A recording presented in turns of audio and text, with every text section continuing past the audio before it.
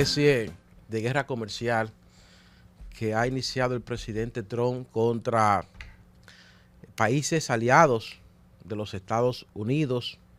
como lo son México, un país inclusive vecino, y Canadá, un país que ha sido un aliado en materia de defensa importante en el mundo, y frente a una China que posiblemente se pudiese comprender, ¿no?, la necesidad de los Estados Unidos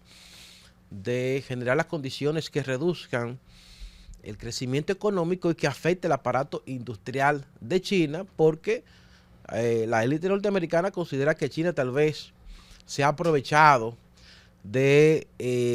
la globalización, de las instituciones que se han creado para garantizar esto, y que se han aprovechado de las normas de libre comercio sin cumplir con cuestiones, por ejemplo, los derechos de la clase trabajadora y el respeto a los derechos civiles y políticos, porque en China no hay democracia. Entonces, yo creo que esta guerra comercial, que representa un desafío para los Estados Unidos y para el mundo, va a continuar generando esa incertidumbre que se percibe. Fíjense ya como las bolsas de valores, a partir de hoy, que fue que entró en vigencia las tasas arancelarias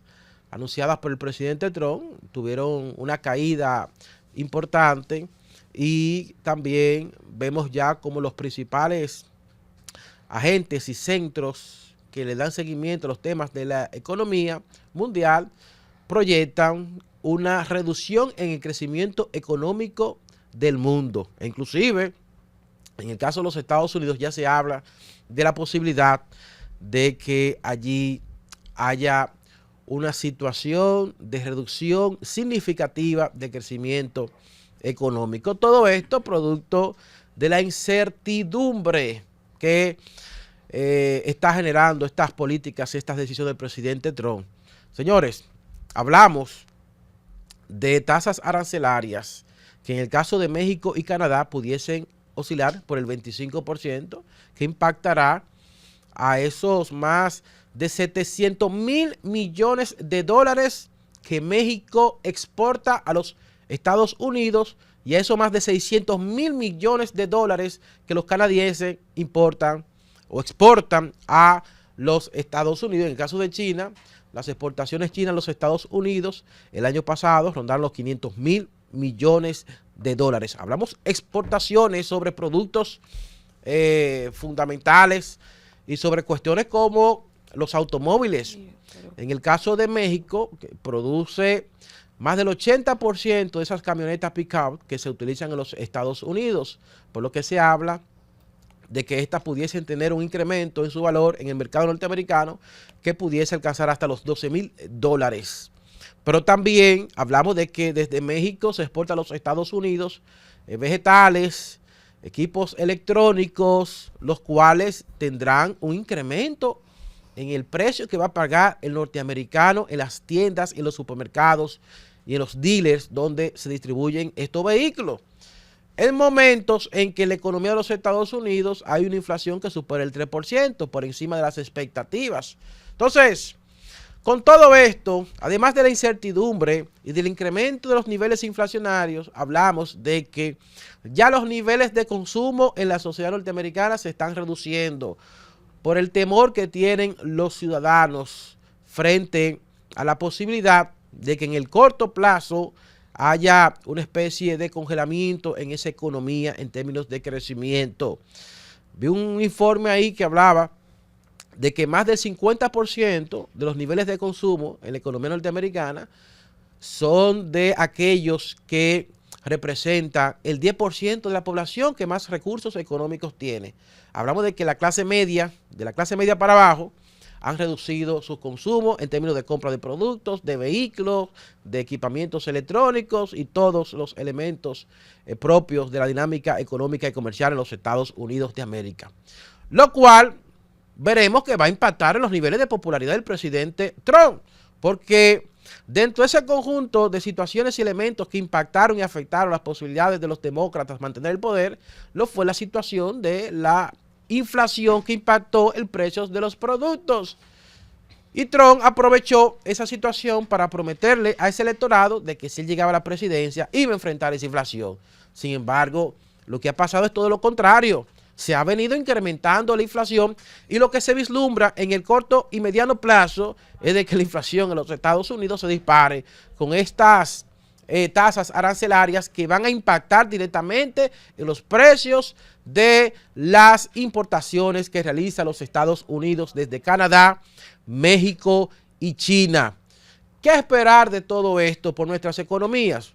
Bueno, vamos a ver las consecuencias de todo esto. Ya el consumidor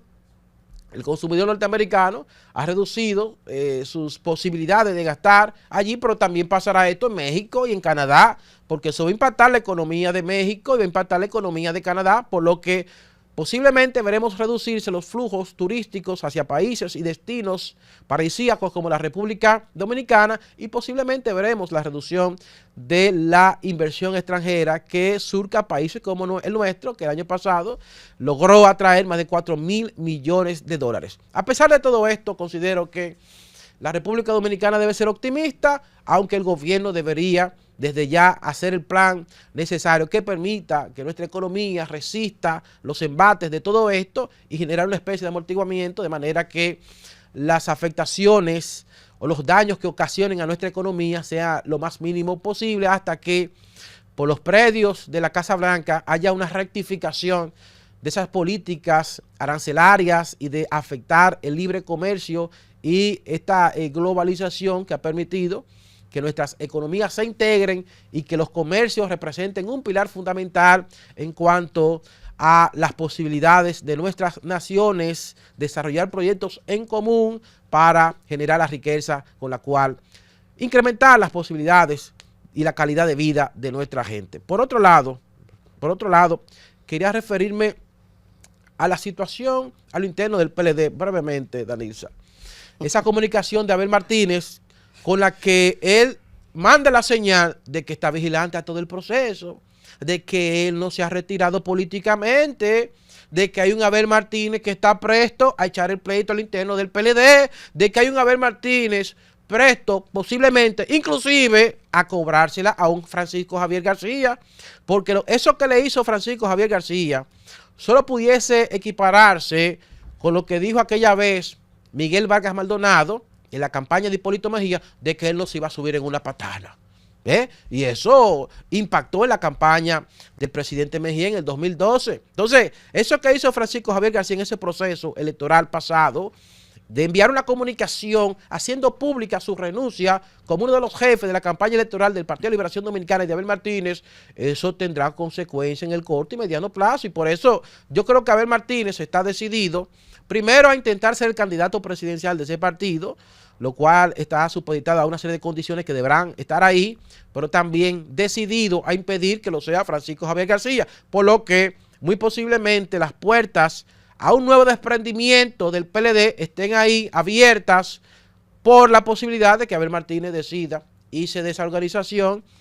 y forme una nueva organización, o se alíe o compre una pequeña organización de esa para postular su candidatura presidencial, o decida finalmente apoyar al expresidente Fernández.